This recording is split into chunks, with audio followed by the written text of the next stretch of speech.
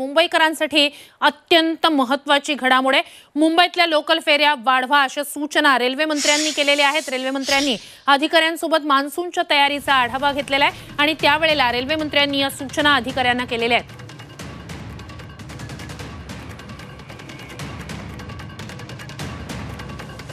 अधिकची माहिती या सगळ्या संदर्भात आपले प्रतिनिधी मनोज कुलकर्णी यांच्याकडून घेऊया। मनोज, मध्यंतरीच्या काळात हायकोर्टाने सुद्धा ज्या प्रकारे लोकल प्रवास मुंबईकरांना करावा लागतोय त्यावरून ताशेरे ओढलेले होते। या सगळ्यानंतर अश्विनी वैष्णव यांची ही महत्त्वाची सूचना आहे रेल्वेच्या अधिकाऱ्यांसाठी।